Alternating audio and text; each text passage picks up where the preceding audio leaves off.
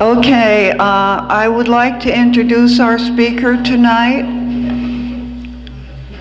Mark Adams has worked at Adams Farm for half of the 100 years that Adams has been in Poughkeepsie.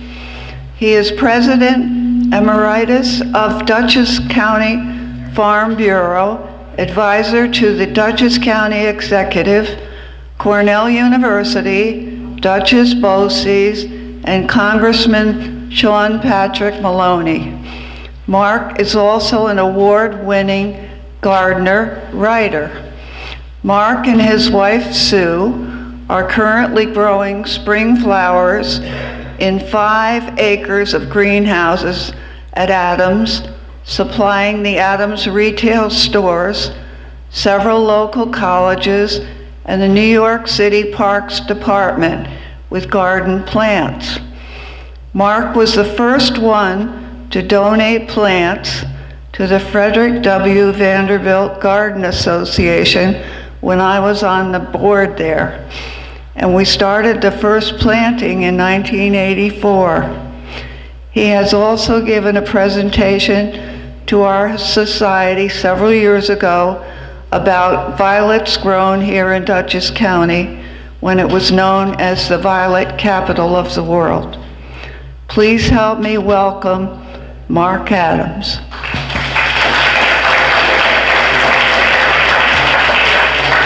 Thanks, thanks, Patsy. Sorry, we're out of time now. No, we have plenty. Can I leave this here, or do you want me? No, we're good. No, I better take it so you don't take it. So I really appreciate the invitation. I just, before I start this talk, this is the 5th time I've given it.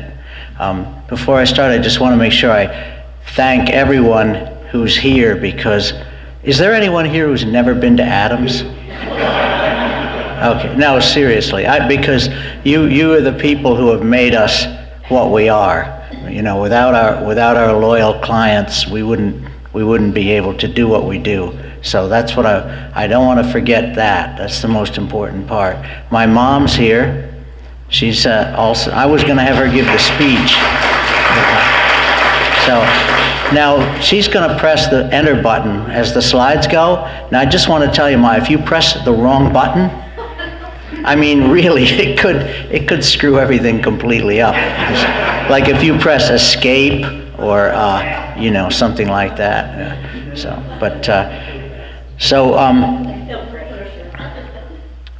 what I want to do is talk for about maybe 45 minutes and about the history of our place, because it's the 100th anniversary.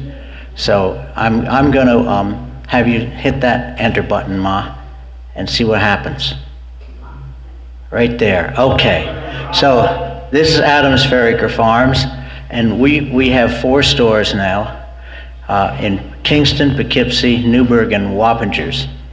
And we have employed 1,100 employees. Not all at the same time. There's a lot of part-time people.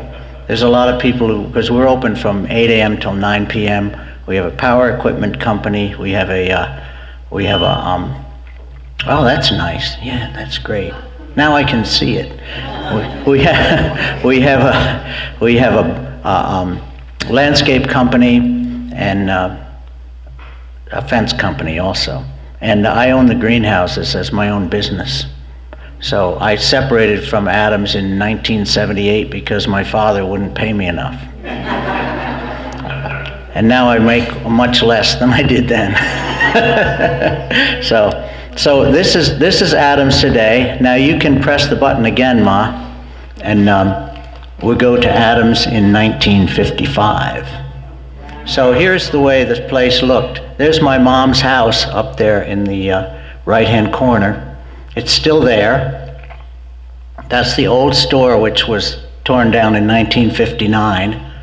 And then in the back, that barn there is now Marlene Weber's spa.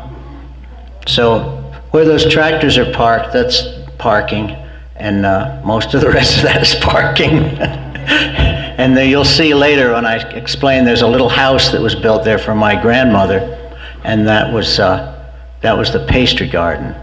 So, but that's the way it looked around 1955, and I remember those days. In that greenhouse there, we grew vegetables that we sold we grew them on the farm. We had 200 acres of property there. We grew all our own vegetables. We had raspberries, we had an apple orchard, we had a peach orchard, we had strawberries, we had a cut flower garden, which was in the front, and we had, we grew every kind of vegetable you could imagine: beets, radishes, spinach, and we sold them at that store, and we sold them in the market down on Clinton Square. So let me just go back a little bit on the next slide there, and we'll go to where it all started, and that would be Jimmy Adams. This picture here was taken off of a gravestone at St. Peter's Cemetery. His picture is still on the gravestone there, and he was born in 1862 in Padula, Italy. And evidently that was in southern Italy, in Calabria, sort of where, in between the toe and the heel of the Italian boot. And there were some rough times back then. I looked it up. There were some bad political problems. It was poor. There was a lot of poverty. And what you saw later on, around 1888, you saw people fleeing Italy, coming to the United States. There was a huge influx of Italian immigrants into the United States in the late 1800s and early 1900s, and a lot of them settled in Dutchess County and became vegetable farmers, because that's what they had done in Italy. So he was one of them, and he, along with the Starpolis, and you had the Amatos, and you had the Nardones, and you had a lot of Italian families came over here, and they settled down in Lower Main Street, what they called Little Italy back then, and they did a lot of vegetable farming, tomato farming. So, okay, so let's go to the next slide, Ma. This shows the sense this is from the census of 1900. And it shows that my great-grandfather, James, came over from Italy, and he brought his son Ralph, who was 9 years old, and he was born in 1891. And we can't figure this out, because it looks from this transcript that he came here before his son was born. So was he really Ralph's father? Or did he go back to Italy and and have a kid and then come back? But somehow he ended here with his wife Rose and his son Ralph, who is my grandfather. And they ended up here around 1900, and they were in the census. They were in Poughkeepsie. Ralph was 9, and it says here that the year of immigration for James was 1888, and the year of immigration for Ralph was 1893. So I really can't figure out. But you guys are the historical people, not me. You tell me. But anyway, they ended up here, and okay, Ma, here we go. The next one shows that my great-grandfather, James, who was also called Jimmy, he ended up buying a farm. He wasn't one of those really, really poor people, because he actually had quite a bit of money when he came over for some strange reason, and he was able to buy a farm where Fox Hill condominiums are right now, on Cedar Avenue. I looked about 20 years ago, no, it was 1986, I wrote an article for the Poughkeepsie Journal. I think it was like some kind of an anniversary of Poughkeepsie or something. So I interviewed a whole bunch of Italian immigrants, including Gene Amato. And that house where my great-grandfather lived on Cedar Avenue was still there, but it's not there anymore. I just went back last week to look for it, and it's not there. They must have built some condos there. But that was his farm, and he enjoyed raising chickens. So let's look at that on the next slide. Now, we don't know if that's really him. Somebody gave me these pictures, and that's a little fishy. But it could have been him. And his son, he had 4 sons, and the only one stayed on the farm, and that was his son Ralph. And his son Ralph stayed on the farm and really enjoyed raising chickens. And they did raise a lot of chickens. So eventually, what happened was, let's go to the next slide. And you're doing good, Ma.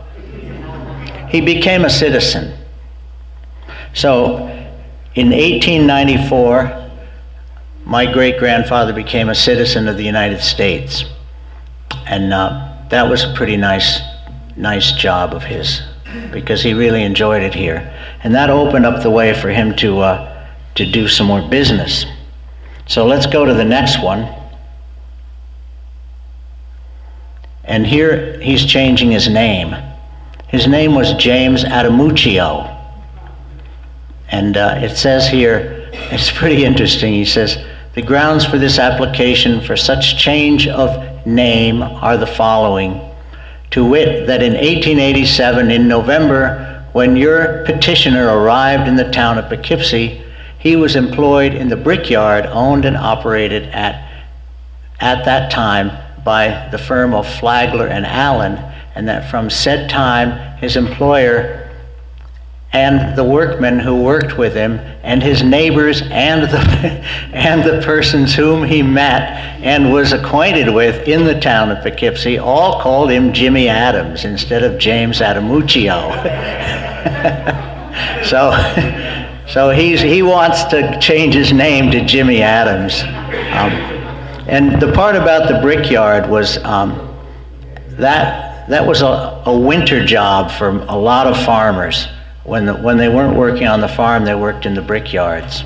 And the brickyard on Brickyard Hill was actually where the fire station is now, was the brickyard where he worked.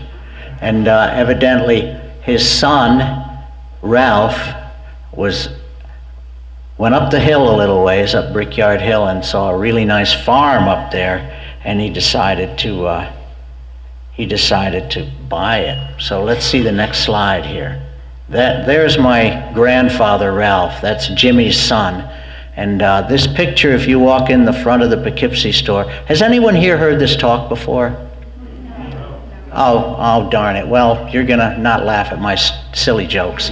But when you walk in the front of the store, you see this photograph of my grandfather, Ralph, and people look at it, and then they look at me and say, what happened to you? Because that guy is pretty darn handsome, I'll tell you. So, but okay, let's take the next slide now. And we've got his wife. Now, I had to turn this page.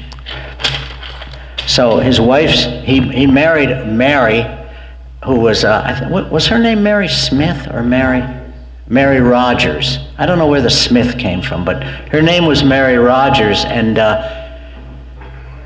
it was a little bit unusual for an Italian to marry an Irish person back then, because the Irish were considered to be a little bit higher class. They got here about 50 years earlier than the Italians. And to tell you the truth, and this is where you have to shut off the video camera. No, to tell you the truth, Mary wouldn't let us know anything about this Adamuccio story, or that her husband was Italian, until after she passed away we found out. But she really evidently loved him, because I mean he was a pretty cool dude. So I think she saw through the prejudice of the day and married an Italian. So At least they were both the same religion. So, okay, let's take the next one here. And that Mary was very active in the Grange, which was a big deal at the time because the Grange was fighting the railroads to see if they could get the freight rates lowered. And of course, once the freight rates got lowered and the Grange won, there wasn't much for the Grange to do anymore. But back then, it was a big deal. In the year 1940, she was a member of the Grange, and she worked on the farm and worked very hard and helped Ralph start the farm. So, okay, next one. Now, this was a pretty interesting picture. No, where'd that picture come from? Oh, that's the house. Okay, that's the house that was on the farm when Ralph bought it in 1919, which is where our Poughkeepsie store is now. And that's why we're celebrating the 100th anniversary, because he bought Adams Fairacre Farms, and it was called Adams Fairacre Farms at the time. It was called Fairacre Farms. That's what the name of the farm was when he bought it. And this house was there, which was actually an old inn, and it was right by the road, right by Route 44, which was called the Pleasant Valley Road. And it was an old house, and it had no indoor plumbing, and there was an outhouse in the back, and my Aunt Diana remembers living there. But it was torn down around 1928, and the new house was built where my mom lives now. You never had to live in that house, right, Ma? No. Ma grew up in Dansville, New York. So she had her own problems up there with the primitive conditions. So that house was torn down, and the new house was built in the back in 1928, which is a significant year because it was right before the Great Depression hit. People had a little bit of money then. So let's have the next slide. And that's, you're doing good, Ma. You haven't hit the wrong button yet. When I gave this talk in Poughkeepsie, when was that? I think it was in February. Maybe, yeah, in February. Aunt Diana was at the talk, and there she is 100 years ago on the right. Right now she's doing very well. So she's got, that's Ralph Sr. and Mary and Aunt Diana. So he had 4 children, and that would be Ralph, Donald, Diana, and Dorothy. So here we're going to the next slide, and we see there's the 3 of them. That's Diana, the oldest, Dorothy in the middle, and Donald, who's still kicking. Oh, that's Ralph. Yeah, sorry. Yeah, Ralph. Sorry, Ma. Jeez, what can I tell you? Her husband. Yes, that's Ralph. Donald wasn't born yet. He was a little baby, right? He's in the next picture. Okay. So let's see the next picture. There's Donald on the right. He's still doing good. And that's his father on the left. And they're standing by the old road stand. We called it the road stand back then. So now go to the next one. There's a picture of Ralph and his wife Mary. And then we've got another picture of the whole family around 1960. Okay, so there they are. I don't know. I mean, I remember them being around 1960. I was 10, and that's Ralph Sr. There's Mary. Let me tip this a little.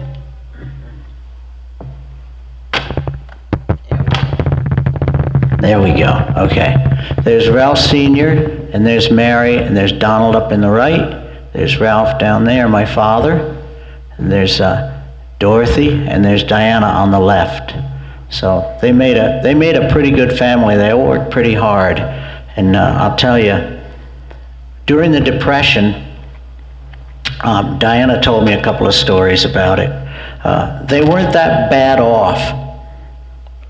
There were a lot of people who were out of work at the time, and they'd come around looking for work on the farm. And Diana told me that one fellow came up and he was wearing like a suit. He had a suit on and dress shoes, and he was looking for work. And Mary said, how the heck do you think you're going to do any farm work dressed like that? And he said, I'm sorry, ma'am, these are the only clothes I own. And so she gave him a job, but it was kind of tough times. Hey, why are we going? That picture is ridiculous. That really, I don't know where that came from. Do you really think that that's my grandfather? That's Laddie, right? Laddie? So, but as I don't know who gave me this picture, but I'm not even going to say that it has anything to do with. Okay, Ma, that's enough. Don't press any more buttons for a minute, okay? All right. We're still talking about the Great Depression. So everybody was working pretty hard then, and so this was during the Depression. And we were doing okay. We brought our back then, you know, you didn't have many places that you could buy food. They didn't have any superhighways. There were no refrigerator trucks. So all of the crops that we grew were either sold at our store or they were brought down to the market in Clinton Square, where all the little grocery stores would come to buy vegetables and produce to bring back to their stores, and one of them was Mohican Markets. It still exists in Kingston. It's still there. It's a landmark. So, and my grandfather had a telephone installed in his house only to talk to customers. And he had a little office when they designed the new house. He had a little office in there where you watch TV, right?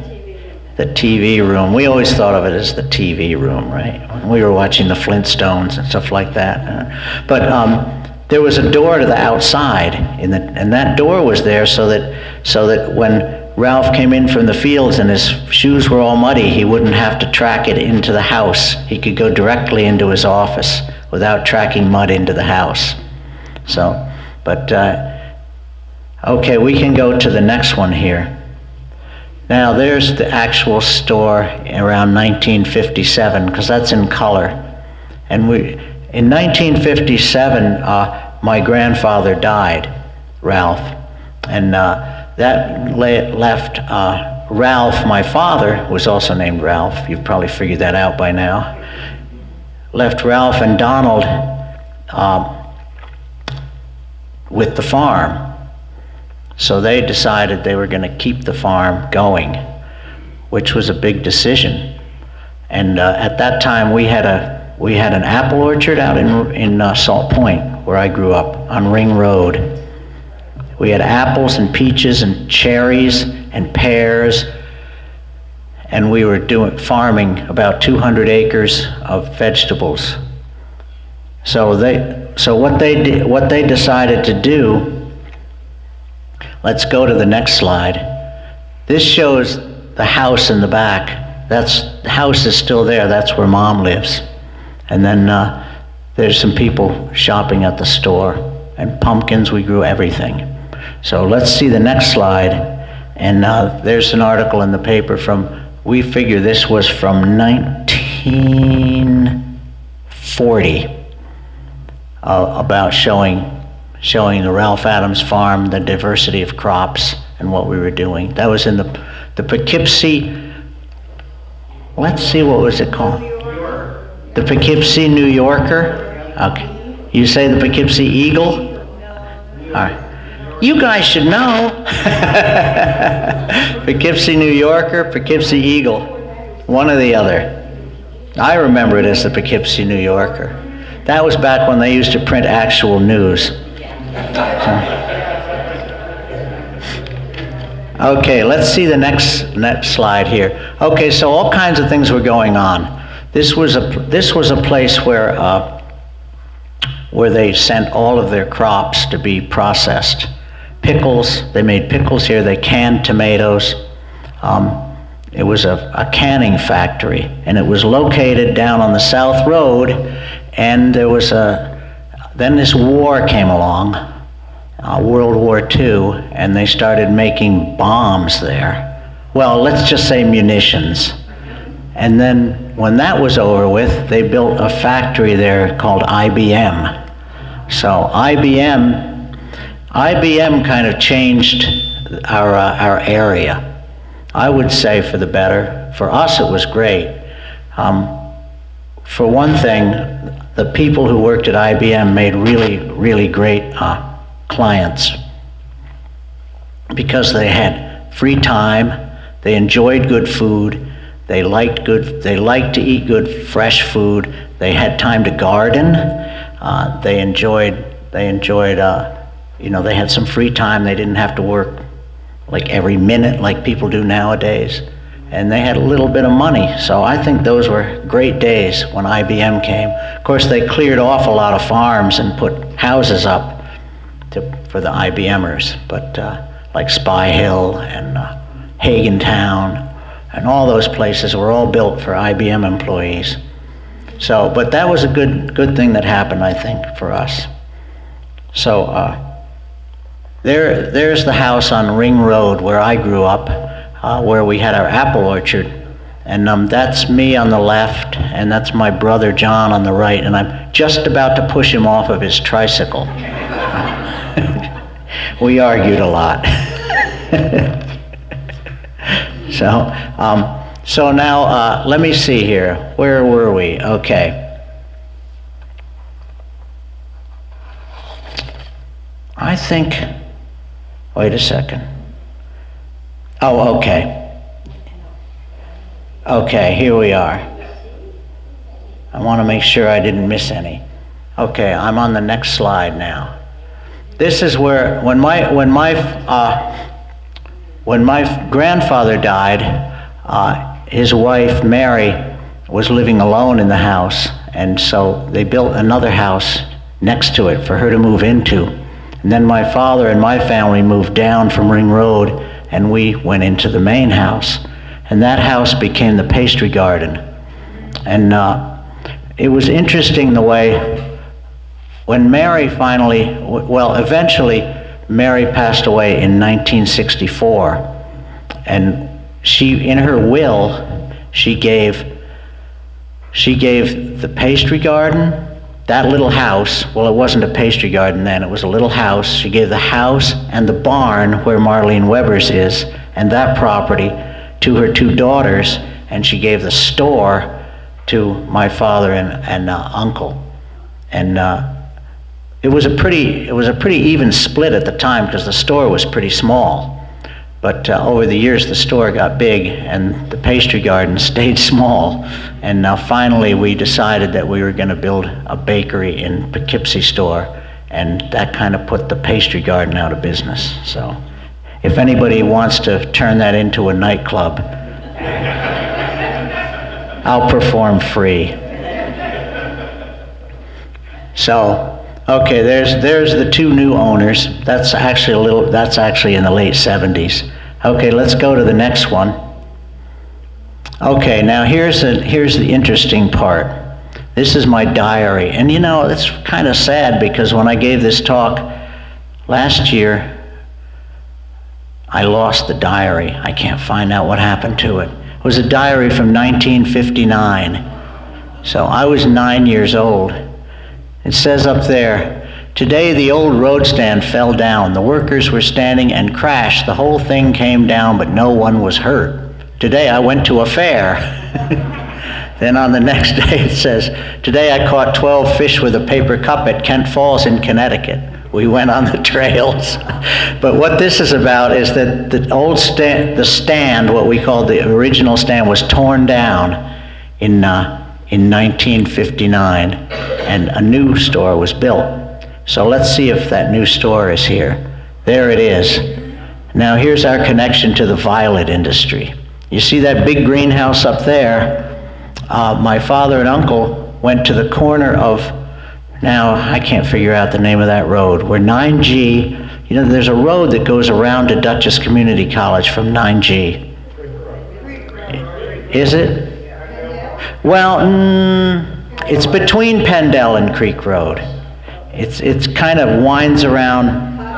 Yeah, that must be it. cottage, I think. But anyway, that greenhouse was located on that corner, and they grew violets in it. And in 1960, my father and uncle went there and took it all down and moved it here. And it still had its glass, still had the glass in it. And we grew a lot of crops. We grew our own tomato plants, our own pepper plants from seed. Everything from seed we grew to plant on the farm. And that was the way the store looked when it was first built. You can see that we had overhead doors in the front. And the reason we had the overhead doors was because we wanted to park the trucks in there in the winter, because the store was closed in the winter when there was nothing to sell. So we actually, it was my father and mom and us were actually able to go to Florida for a few weeks. Can you imagine? In 1960, we went to Florida on West Palm Beach, right? Lake Worth. Did we have two different houses there? Yeah, I think so. Well, One was West Palm Beach, and then we had a house in Lake Worth. Yeah. I think we only had the Lake Worth. Okay, we had My father had something in West Palm Beach. Oh, okay, it was in Lake Worth, excuse me. Okay, guys, Lake Worth. And we went down there in the winter, but boy, nowadays we don't even have time to go to Wappingers Falls. Okay, so there's the way it looked when they first built. And you know, it's funny because this, you can see the road here, right? And my father said, do you think anybody would be able to see it way back here so far from the road? But they actually found it somehow. Okay, let's go to the next slide. Okay, now here's okay, you see these little maple guys. This is a watershed moment in the history of Adams. So we were selling only what we grew. Only what we grew on the farm. We didn't have any outside products. And, that was kind of a mantra. And then one day, this guy comes down the road, and my father's in the store, and my brother and I are in the store. And we're like 11, maybe. And he pulls in this truck. It says, Coombs Maple Products. And he gets out, and he says, Hey, listen, I'm driving by these roadside stands, and I'm telling everybody, you got to get some of these things and start selling them, because they sell like crazy. People come in, they'll buy them up, You're selling, apples and stuff, they'll come in and they'll buy these, you'll make extra money. And my father says, no, we only sell what we grow. And my brother and I go, Dad!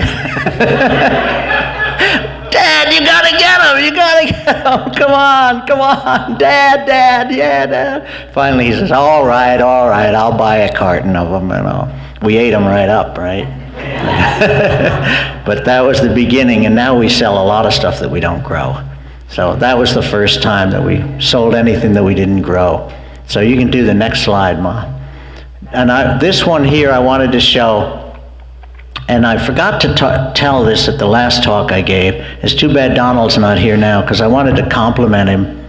If you remember back, if any of you remember the early 60s, the late 50s, the way everything had to be like jet age. Right? There was a big thing about outer space. We had big fins on the cars. We had the golden arches on McDonald's. You had the Space Needle. You had all these crazy looking architectural googads going on. And Donald, he was way ahead of his time. He designed that look of a farm stand, and it's held up right to this day. Even now it looks classic, Back then it looked kind of strange. But everybody said, well, where's the fins, Where's the golden arches? And he said, no, we want it to have a nice, clean look. So and you can see where we took down the overhead doors on the right. That's where we parked the trucks. One of the main reasons that we got rid of, it was really nice when we could open the doors and people could shop inside and out. It was a really nice stand. But you know what really did us in on the doors was the Yellow Jackets. I tell you, we had grapes out there. People were getting stung. They were suing us. And my father, he was funny. He never, everything every new thing that happened, he always was against it, right? He said, somebody said, we ought to get cash registers. He goes, no, cash registers? The way it worked was that somebody would come in, they'd walk in the front door, and you'd walk over to them and you'd say, may I help you? And they'd say, I remember, I was working there at the time. And they'd say, yes, I'd like a pound of beans. And you go over, get a pound of beans, weigh it. And I'd like 6 ears of corn. You'd go over and you'd get 6 ears of corn and you'd look at them and say, do you like them with really ripe or young? And they go, well, medium, okay. And you get those, give them to them, and then, they say, well, maybe I'll take 3 peaches. And then you'd go over to the counter and you'd get a paper bag and you'd write down the prices and you'd add it up. And so my father says, I'm not getting cash registers. It'll make us look too much like a supermarket, But they finally got them. And then the next thing was shopping carts. No, come on. And then paving the parking lot. Are you kidding me? And the insurance company says, people are falling down and getting hurt. My father says, if they wear those spike heels, they shouldn't be shopping in a farm stand.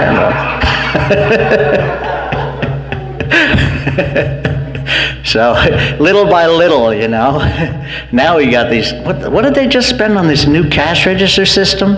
Something like $500,000 for new cash registers. To keep track of the inventory and all this stuff. So, but at that time we were about the same size as the corn crib. Or Beck's, remember Beck's? They were our big competitor. And look what happened. We paved our parking lot and they didn't. So, okay, we can go to the next slide now. Okay, now here, I was just going to show a little bit about what was happening to the farm. You look on, this is from 1961. The second one down on the right, it says, today is Saturday. Burr, I'm getting a chill. Today it is 38 degrees below zero. Okay. And I looked it up. That was actually the coldest temperature recorded in Dutchess County ever. And that was January 21st, 1961.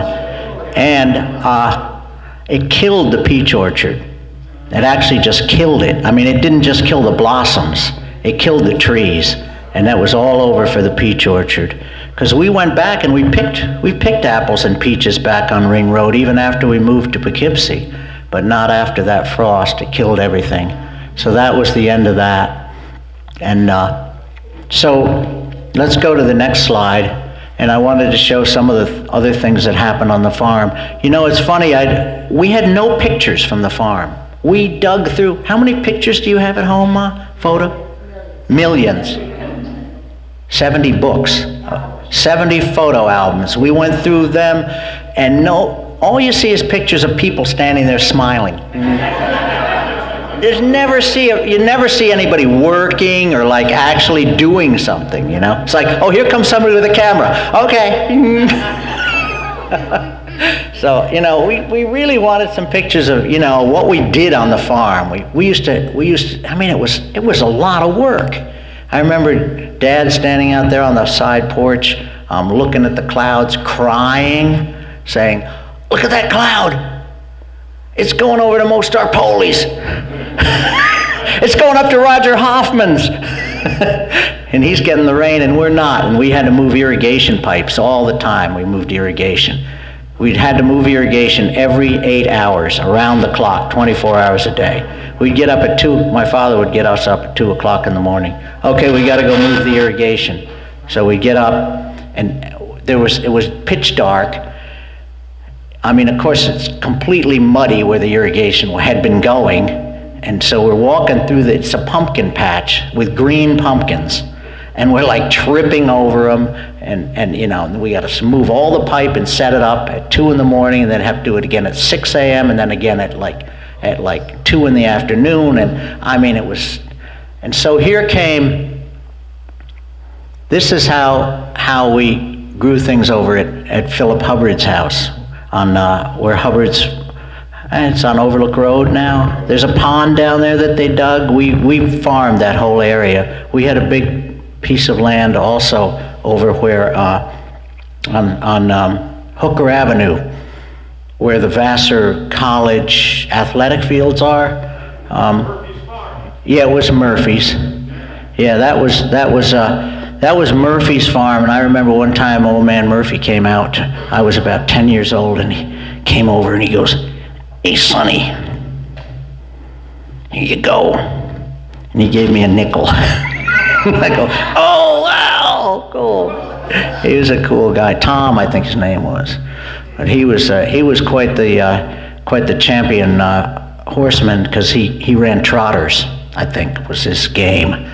So, but we rented all that land, and we planted all this stuff, and I kept journals of what we did. And you see here, lost in the flood, flooded out. And so show the next slide what happened. Huge flood. Everything is 6 feet underwater. We picked corn this morning in the downpour.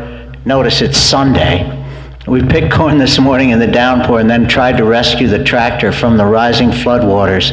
We had to get 2 tractors and chains to tow it up out of the creek. And the reason it was down by the creek is because we were using it to power the irrigation. We were taking the water from Wappingers Creek, and it was a mess. I mean, all that stuff we had to put up with all the time. And then, I'll just tell the quick story about my wife, Sue. She was at the last talk, and she got a kick out of this one, but I'll tell you too. She goes, my father hadn't met her yet, and we were down picking corn down at the bottom of Hubbard's where that pond is now. And I said, it was Sunday morning, and I said to her, the night before, I said, "Listen, we want to go to the German Alps Festival," because Hugo Feuglein was working with us, and he was a shoeplottler. And they had a 2-week German Alps Festival up at Hunter Mountain, and he always liked to go. So I said, "Sue, all you got to do is come down to where we're picking the corn around 10, maybe 11, 10 in the morning. We'll be done by then, right?" Because we start at 6. He said, "We'll be done by then. And, I'll introduce you to my father and say that we want to go to the German Alps Festival." And he'll probably say, "Oh, great, that's wonderful." So here she comes down in her little green Volkswagen, and stick shift Volkswagen. She gets out of the car, and I said, "Hey, Dad, this is my friend Sue. I was wondering if," and he goes, "Sue, great, nice to see you. Here's some clippers. Go pick those gladiolas." And she did. That was great. I don't know if we ever got to the festival at all that year, we used to, when we picked that corn back then, you couldn't buy this stuff anywhere else. You had to come to Adams to get it. And when we got back with that truck, like at 8, because we started picking at 6, we had a big rack body truck, and we used to put the corn in these bushel baskets. And 2 people would pick, 1 on each side, and a person in the middle would carry the basket. And then we'd drive through and load them on the truck and drive back to the store. And when you got one guy drive back to the store with this stuff at 8 in the morning, there'd be a huge crowd of people waiting by the truck, and you'd be throwing the baskets down, and they'd be grabbing at them. It was just amazing, what was going on then, because there was nowhere else to get this stuff. So anyway, let's go to the next slide, because I'm starting to run out of time here. More heavy flooding. Oh, the drive-in is underwater. That was a big problem. Okay, go to the next slide. There's my father giving Sam Walton some free advice. Big mistake. You see, we used to sell some of the transplants that we grew in the field. We'd sell them in when we had extra ones. We'd sell them at the store. And one time we had extra tomato plants, and we put them in a gallon pot, and we brought them to the store, and we were selling them for $3.99 or something. This was like in 1980, maybe 1985. And we sold out of them. And my father said, hey, wait a minute. How much do we get? How many tomatoes get on a plant when it's ready to pick? We're only getting $1 a bushel for tomatoes. Get out in that field and dig up all the tomato plants and put them in pots. He said, okay, go ahead to the next slide. Okay, that's just another picture of the store. Keep going. That shows that we grow a lot of things. We sell a lot of things that we don't grow now. And what ended up happening with the farm, it wasn't so much what happened was it got really easy to buy stuff from other places because of the interstate highways. And also, our stores got so big and so successful that we couldn't grow hardly anything. I mean, we'd grow, sometimes we could pick 300 half bushels of tomatoes in a day, and it would last maybe 3 hours at the store. So we just couldn't keep up. And the land was wearing out. The deer were a problem. One day, I remember it was around 1975, we had a beautiful field of green beans at the top of Hubbard's. Beautiful. And I don't know if you know anything about green beans, but they get the flowers on the top and then the beans hang down. Well, my dad comes in the morning and all the flowers were eaten off of them, all of them. And it was deer. And he said, deer? What the heck? I never heard of anything like that. Those were back in the days when if you saw a deer, people would go running for their cameras, you know. So deer, but that was a big problem. And it wasn't so much the labor. We could find good people. We still have wonderful people working for us. There's no problem finding good help. The only other problem was that the land was wearing out over the years, you know. It wasn't the greatest land. So we gradually ended up not having the farm. So let's go to the next. That's just an early garden center picture. I decided I wanted to go in the greenhouse business instead of the farm. I thought actually I could make more money that way. And you know, you might think that's kind of hilarious, but I had to make money. I had a family. I have a daughter, Becky. So I had to send her to Middlebury College. I can't be screwing around on some stupid farm. So anyway, so we started the garden center business.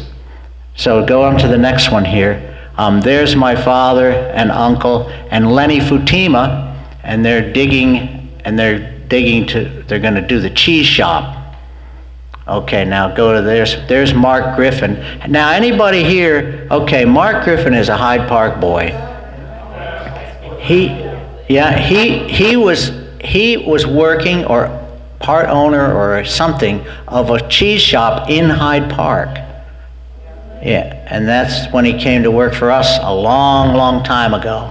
And yeah, okay. Yeah, so he's a Hyde Park boy, and he's the greatest. He really, really helped build Adams up. Okay, so this is the store around, I put the year, we're talking, we think around 2004, we're building. There's my greenhouses up there on the right. It's a lot of greenhouses. So I got in trouble once in an article when the Poughkeepsie Journal was interviewing me for an article, and it was back before I didn't realize that you don't say things to reporters. And he says, what do you think your grandfather would think about the Adams today? And I said, he'd probably be rolling in his grave. We paved the farm over. And so the next day the headline in the Poughkeepsie Journal said, Adams paves farm. My uncle was like really mad at me. But we actually did. So there's the layout then. Let's have the next slide then. This was the last year of the farm, around 1998. We grew a lot of beautiful tomatoes, I'll tell you. Okay, next slide. There's me now with the poinsettias. We grow 100,000 poinsettias. We ship them all over the East Coast. And In fact, I was just in Stamford, Connecticut last week, getting money from someone who hadn't paid me for the poinsettias. And I got it, too. Okay. All right, next one. There's me and Sue. Not the greatest picture, but we still love each other. So, I guess. We'll see what happens when I get home. Okay. Now, I just put the garden show in because I gave this talk. The last time I gave it, it was when the garden show was happening, so I just put that slide in there. Okay, next one. They're building the Kingston store in 1981. Okay. There's the Newburgh store, which opened in 1997. Okay, this is the Wappinger store that opened in 2011. There's my dad on the right, and there's Donald on the left, and that's Steve, Donald's other son there, Stevie. Okay, so next one, they've been on a lot of different magazines and so forth and so on. Usually we get invited, they give us these honors because they know we have a big family and we'll buy all these tables. You guys know about that, I'm sure. What can you, let's see, who has a big family or a lot of employees? What could we give them an honor for? Have they done anything good lately? Okay, all right, next one. There's my dad for his 90th birthday with his great-granddaughter Ambika there. And here we are with Patrick in the middle next to Donald, and Marcus Molinaro there on the left, our future governor. And there we got Rob Rollison on the right. He's now the mayor of Poughkeepsie. He was head of the Dutchess County Legislature on that picture. And there's Stevie there next to him. Okay, and that's Donald in the middle. And there's Patrick. He's the CEO of Adams. So I actually don't own any part of Adams anymore. So when my father passed away, his side of the family had to buy me out. So that worked okay.